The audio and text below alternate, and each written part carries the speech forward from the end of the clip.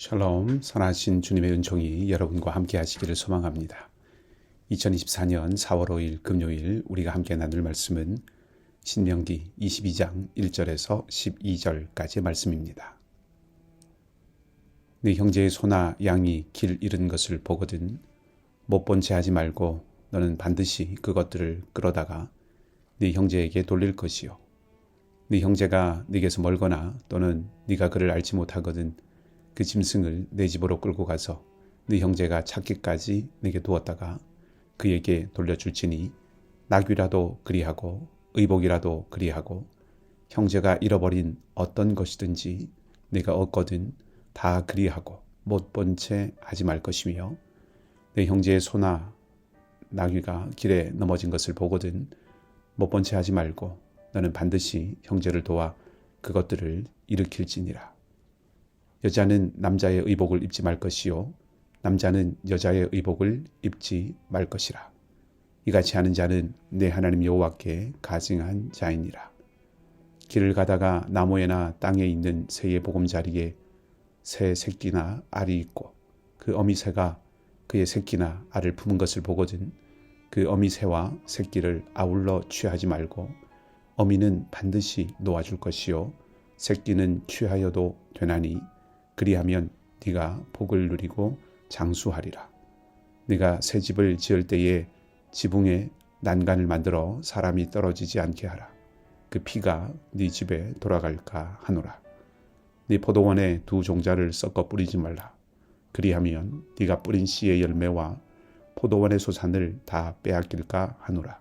너는 소와 나귀를 결의하여 갈지 말며 양털과 배실로 섞어 짠 것을 입지 말지니라. 너희는 너희가 입는 겉옷에 내 귀에 술을 만들지니라. 아멘. 제가 어릴 적에 시골 외가댁에 몇 개월 정도 살았던 적이 있습니다. 그때의 기억입니다. 학교에도 가기 전이라 단편적으로 기억이 날 뿐이지만 지나가는 사람들을 보면 누구네 집에 누구인지 또 지나가는 소를 보면 누구네 소인지 그런 것들을 다 알았습니다. 동네가 작은 동네여서이기도 하지만 거기에 사는 모든 사람들이 서로 허물 없이 정말 가족처럼 서로를 잘 알고 지냈던 기억이 납니다.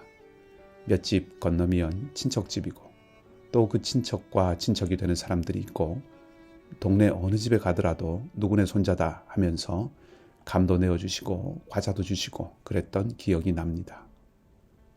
그런 모습을 생각해 본다면 본문에서 이웃의 소유에 대해서 명하는 이것은 간섭이 아니라 관심에 대한 말씀입니다.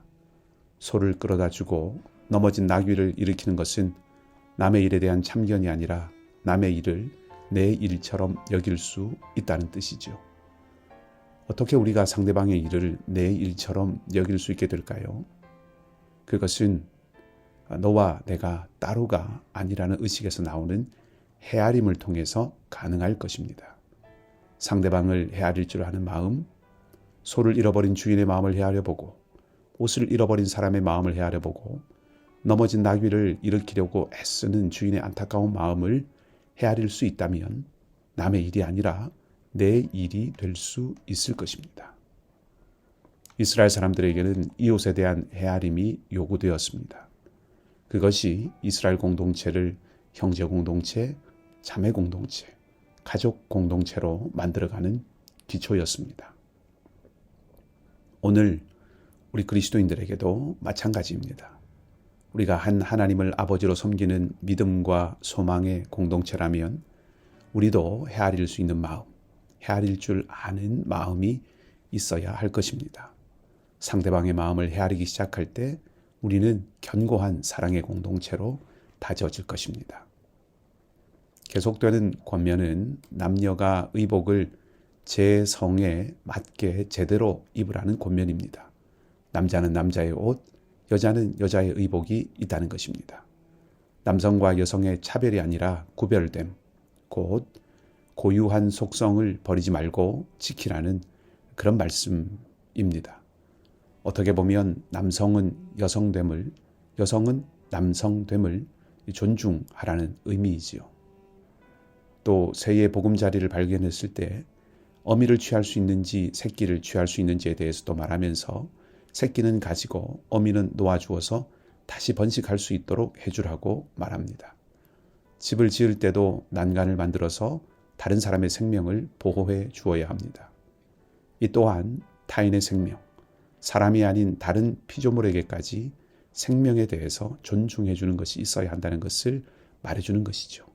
생명을 존중하고 속성을 지켜서 존중하는 것, 헤아림과 함께 존중이 공동체를 견고하게 만들어가는 중요한 하나의 덕목이 될 수 있음을 볼 수 있습니다. 존중에 대해서 나타난 또 하나의 속성이 본문에 있지요. 그것은 한계입니다. 남자가 여자의 의복을 입어서는 안 된다는 한계, 어미와 새끼를 다 취할 수 있지만 새끼만 취하라는 한계. 존중은 상대를 인정해 주는 것인데 그것은 내 권리와 욕망에 대한 한계선을 정하는 것을 통해서 이루어지는 것입니다.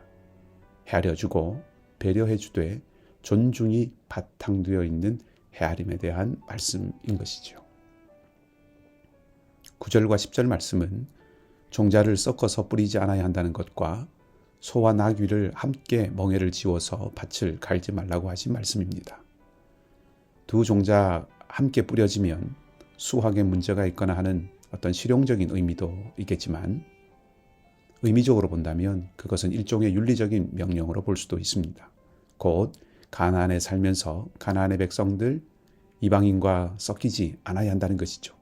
조금 다른 측면에서 접근해 보면 그것은 하나님의 백성, 언약 공동체의 거룩함을 지켜야 한다는 것에 대한 교훈입니다. 세상과 구별된 삶으로 부르신 하나님의 부르심을 생각하게 합니다. 이스라엘이 다른 민족 공동체와 구별되는 것이 바로 이것입니다. 윤리적으로, 문화적으로 조금 더 훈련되고 성숙된 공동체는 헤아릴 수 있습니다. 존중할 수 있습니다. 배려할 수 있습니다.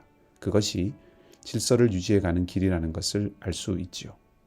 그러나 더 깊은 차원이 있다는 것입니다. 하나님의 공동체는 거룩하게 구별됨이 있어야 한다는 것입니다. 하나님의 사람들은 하나님을 인정하지 않는 사람들과 구별되어야 합니다. 다른 가치관을 보여주어야 한다는 것입니다. 그것이 하나님을 사랑하고 하나님의 사랑을 받은 사람들의 모습일 것입니다. 이스라엘은 하나님의 소유가 되었습니다. 우리도 피로 값주고 사신 그리스도의 것, 하나님의 것이 된 사람들입니다. 교회는 하나님의 소유된 백성 공동체입니다. 당연히 주인의 뜻대로 사용되어야 하고 주인의 것다워야 합니다. 이웃을 헤아리고 존중하는 사랑의 마음과 하나님의 백성으로 구별되어 사는 삶을 통해서 살아가는 우리가 되어서 약속의 땅에서 약속 있는 백성으로 살아가게 되는 우리 모두가 되기를 주님의 이름으로 축복합니다. 함께 기도하겠습니다.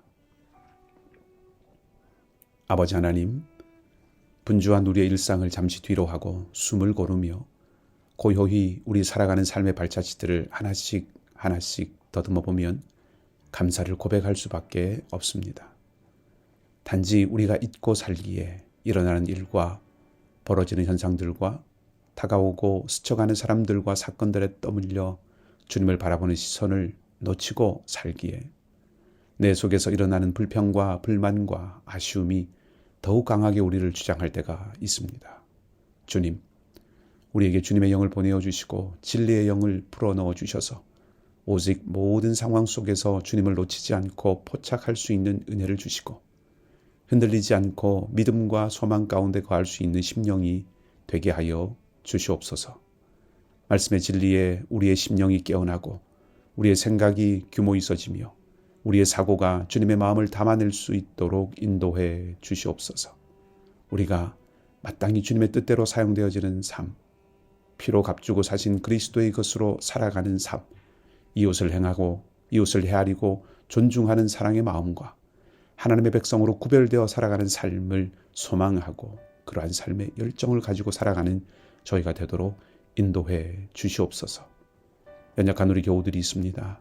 상하고 지친 자리에 새 힘을 주시고 염려와 근심거리가 태산 같을지라도 모든 상황과 형편을 주장하실 수 있는 분이 오직 주님임을 고백하며 단지 우리의 최선을 다할 수 있는 신실함을 허락하여 주시옵소서. 질병과 상함 속에 있는 이들을 주님께서 위로해 주시고 새 힘을 주시기를 간절히 소망하며 우리 주님 예수 그리스도 이름으로 기도하옵나이다. 아멘. 오늘도 믿음으로 승리하시는 복된 하루가 되시기를 주님의 이름으로 축복합니다.